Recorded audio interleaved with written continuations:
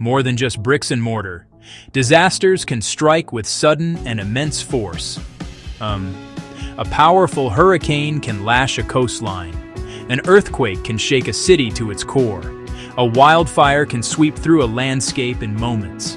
These events break the systems we rely on every single day. They can damage roads, sever power lines, and contaminate water supplies.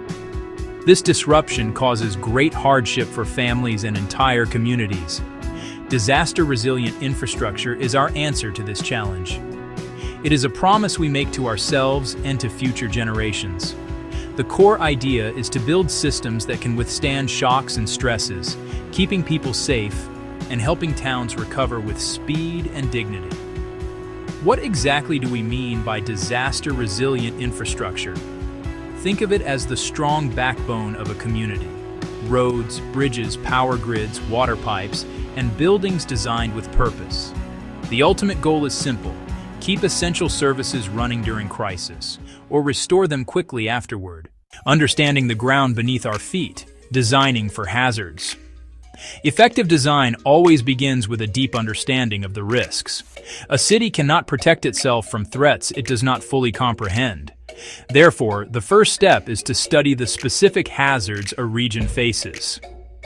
This means creating detailed maps and models. These maps show us exactly where the dangers lie. Floodplains that swell when rivers rise. Fault lines that can rupture in an earthquake. Wildland areas where fires are most likely to start and spread.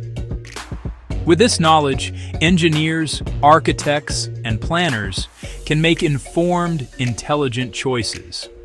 They can design infrastructure tailored to withstand the most powerful local forces.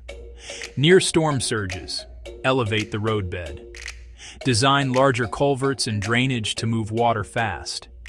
In seismic regions, base isolation lets the ground move while the building stays relatively still. These are real-world solutions that save lives and prevent catastrophic failures. Clear, simple building codes are among our most powerful tools. Codes set safety standards, and they must be enforced. Strengthen older buildings, braces, anchors, flexible pipes. The arteries of a city, roads and bridges carry us to work, to school, to home. They deliver food, medicine, and essential supplies. They are the pathways for first responders to reach people in need. When links are cut, a community can become isolated and paralyzed. Help cannot get in, and people cannot get out. Protecting roads and bridges is a top priority. Use permeable pavement to reduce surface flooding. Lift low-lying roads above expected flood levels. Maintain robust drainage with wide channels and clear culverts. Work with nature. Roots stabilize soil and reduce erosion. In slide-prone terrain, retaining walls and reinforced slopes keep roads safe. Regular inspections fix small issues before storms make them big. In quakes, modern bridges must move and sway, not resist rigidly. Flexible bearings, strong cables, deep reinforced foundations. Protect piers from scour, fast water eroding foundations. Encasement and rock armor prevent dangerous washouts. Use local, well-tested materials for speed and fit. And build network redundancy so multiple routes reach critical locations. Life's essential flow, securing water and sanitation. Nothing is more essential to life and health than clean water. After a disaster, safe water is critical for drinking, cooking, and hygiene. Sanitation systems must safely manage waste. When lines are damaged, a public health emergency follows. Contaminated water can spread cholera and dysentery with terrifying speed. A natural disaster can become a prolonged health crisis. Building resilience into water and sanitation is fundamental to public health. Move away from single points of failure toward distributed water sources. Wells, protected springs, and large-scale rainwater harvesting provide redundancy. If one source fails, others keep working. Local filtration makes secondary sources safe to drink. Older, brittle pipes fail in quakes and floods.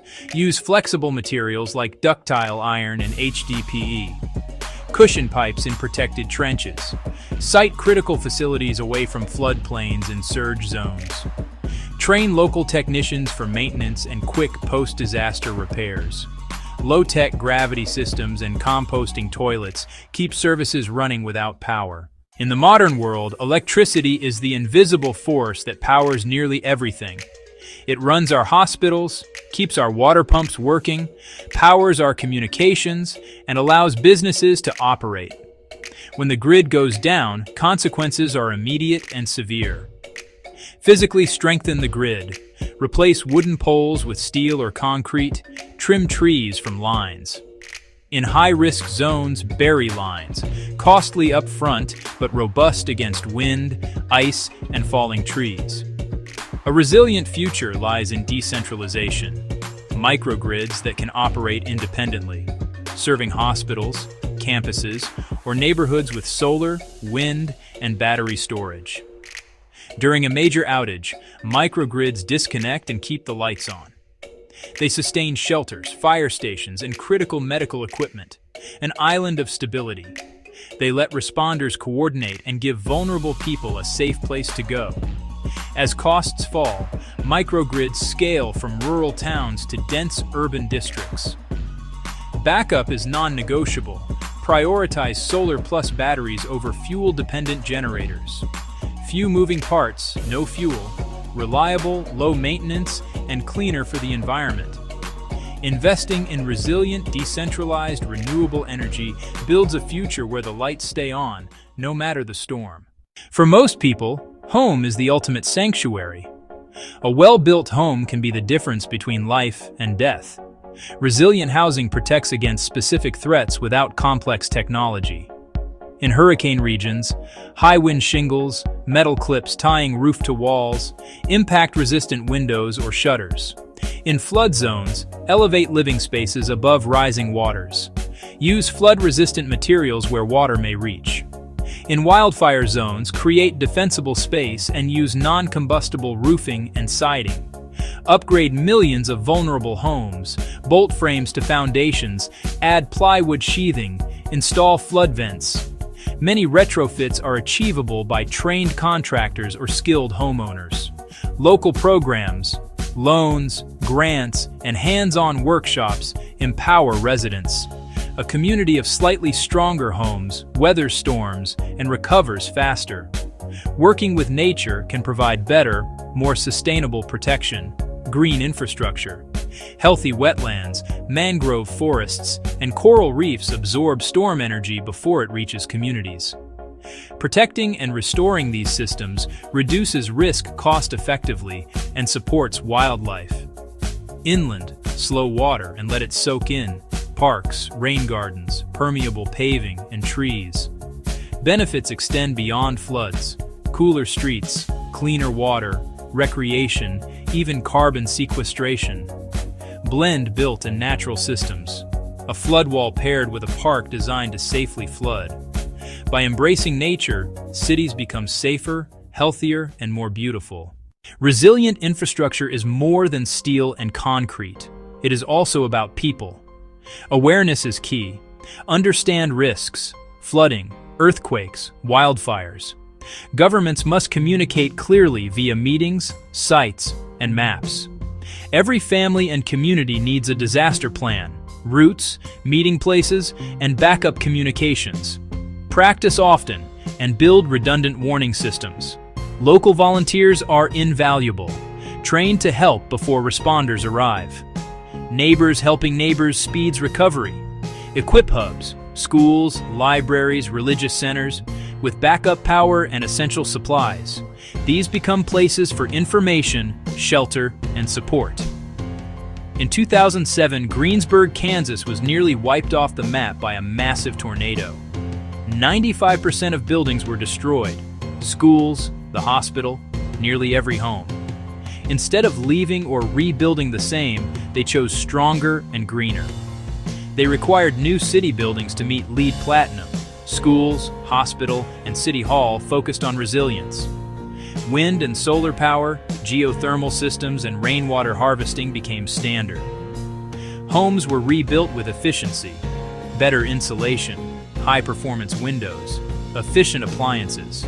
Resilient power lowered outages and utility bills. Greensburg was reborn, stronger and forward-thinking, a story of hope. Disasters will happen.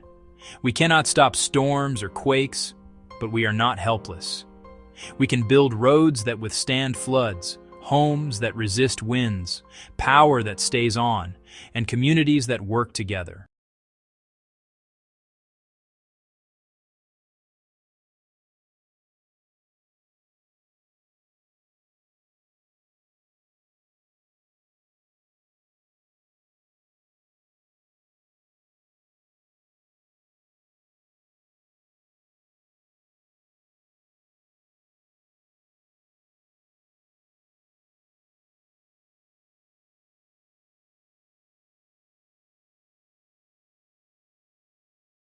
Marta woke at dawn, just as the first slice of golden light touched the edge of her small town.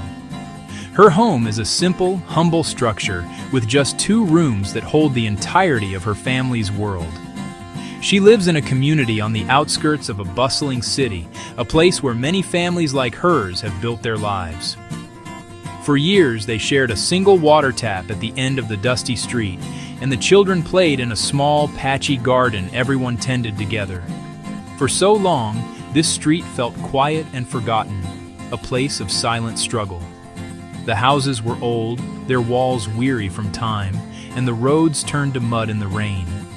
People constantly worried about the next big storm, the risk of a fire, and the quiet fear of an uncertain future. Then, one day, something shifted. A new rule came into effect, a quiet but powerful change from local government. This plan wasn't just about buildings, it was about people. It helped families access small, manageable loans and secure land rights in writing for the first time. The town followed up with new drains to manage seasonal floods, and a colorful playground soon filled with laughter. Teachers began making regular visits, bringing books and opportunity right to their door. For Marta, a profound sense of calm arrived, a feeling she hadn't realized was missing. She could finally afford to fix the persistent leak, a worry in every rainy season. With secure land, she planted trees, their roots deepening like her family's place in the community. Her child could play safely on the street, watched over by neighbors with renewed pride. This tangible change shows how good policy meets people where they are, turning a place of worry into a place of hope. Our homes are the foundations of our lives, and the rules that govern them can build us up or hold us back. Change rarely happens overnight. It's a series of small, deliberate steps: a loan, a title, a drain pipe, a playground. When governments listen and clear paths, communities unlock their potential. So, what exactly is this thing we call policy? At its heart, a rule, a law, a plan that guides our collective actions. It's a decision by people in charge: local city hall, your state capital, the highest offices of the national government, even global organizations like the United Nations. Policy might sound distant, but its effects are personal and concrete. It shapes the air you breathe, the safety of the water you drink, and the stability and affordability of the roof over your head. A good policy can be a lifeline: safe, secure, accessible homes. Think of policy as the invisible architecture of our society. Designed with care and foresight, it creates opportunity. It can help a first home, dignity for seniors, and disaster protection, bridging the gap between what families earn and what a safe home costs. Building a world where everyone has a safe home can feel overwhelming, but it boils down to a few key principles. Think of a recipe with 3 essential ingredients. To make housing fair, stable, sustainable, focus on 3 areas: making finance accessible, ensuring clear and just land rights, and providing green incentives for healthier living. Together, these pillars support the dream of a secure home. If one is weak, the structure wobbles. When all 3 are strong, communities thrive for generations. Finance is often the biggest hurdle. Huge down payments and perfect credit shut families out. Fair finance policies create new pathways to loans. Government guarantees reduce bank risk for low-income families. Subsidies cover early interest, giving breathing room. Second, land. Without security underfoot, you can't build stability. Simpler, affordable titles transform anxiety into confidence. Finally, green incentives reward safe, efficient, climate-ready homes. They save money, improve health, and build resilience. Finance, land, and green design, a practical framework that works. The journey often begins with money. Traditional systems weren't built with everyone in mind. They work best for those with wealth. It can take money to get money, locking families out. Hard-working renters still here, too risky. Here is government's chance to rewrite the rules, to include, not exclude, and to lift people up. Microloans, small amounts with big impact, not massive mortgages, manageable funds. Marta used one to fix her roof before the rains. Low interest, fast approval, minimal paperwork. Governments can incentivize banks to offer these products or partner with trusted local institutions. Meet people where they are. Subsidies and grants make ownership possible. Cover upfront costs and lower early payments, turning a bank's no into a yes. Stable homes boost school, health, and small business, and strengthen entire communities. Now, the ground beneath our feet. Secure land rights unlock stability. A deed or title is incredibly powerful. It means you can't be forced to leave, and you can pass your home to your children. It gives confidence to improve and invest. But hundreds of millions lack this basic security. Old laws, missing papers, constant uncertainty. Outdated records breed confusion and disputes, opening doors to corruption and land grabs. Simplify and democratize land tenure with low-cost surveys and fast local offices. In Marta's town, one simple paper acted like a shield. People invested, shifting from survival to planning. Clarity enables roads, water, sewers, electricity. Legal titles unlock loans and jobs. Addresses ease school registration and civic life. Secure land draws people into the fabric of society, building real foundations for dreams. The third and final key, think green. We can't build like we did decades ago. Climate challenges are here. Homes must be ready. It's not about luxury tech, but practical design that keeps families safe, healthy, and financially secure. Green incentives speed the shift. Start with insulation. Cooler summers, warmer winters, lower bills. Daylight and ventilation reduce lighting and AC needs. Marta's home added a small solar water heater, cutting costs and keeping hot water even in outages. Cities can offer rebates for rainwater systems and efficiency, tax credits or direct incentives for builders and owners. Codes create markets that lower prices over time. Green homes are healthier, cooler, and safer. A green home is a resilient home, a secure sanctuary in a changing world. Smart policies on finance, land, and green are essential, but they're only part of the equation. Success grows when people have a seat at the table, a shift from top-down to collaboration, where neighbors shape their own futures. Who knows the needs better than those who live them? They know where the street floods, which corners need a light, and the safest place for a playground. Community-led housing often means cooperatives. Members own and manage together, pool resources to buy land or buildings, co-design the homes, and set fair rules. Costs drop, and homes fit culture and needs. Participatory planning makes it possible. We need a wider path for our elders here. This lot is perfect for a garden. The final plan is sound and lived in. When people help design it, they care for it. On a steep hillside, families lacked safe access and clean water. They formed a cooperative with a small grant and legal support and took matters into their own hands. They built sturdy, low-cost steps with local materials, planted native trees to prevent landslides, and set up upkeep together. The result was transformative. Children reached school safely, shops saw more business, and a renewed sense of empowerment grew. This is what happens when we trust people as experts of their own lives. The final piece is collaboration. No single group can solve the housing crisis alone. Real change happens when we work together. Government sets direction with fair laws. Community groups add heart and local knowledge. Nonprofits and donors bring funding and expertise, and companies bring innovation and efficiency. Think of it like a symphony. A city offers unused land for affordable housing, a bank backed by guarantees provides low-interest microloans, trusted leaders organize residents and co-design, builders train residents, creating jobs and skills. The project is faster, cheaper, and safer. Homes meet real needs. The neighborhood thrives. Benefits compound beyond bricks and mortar. Collaboration also builds resilience to shocks, physical and economic. Stronger homes, stronger bonds, stronger local economies.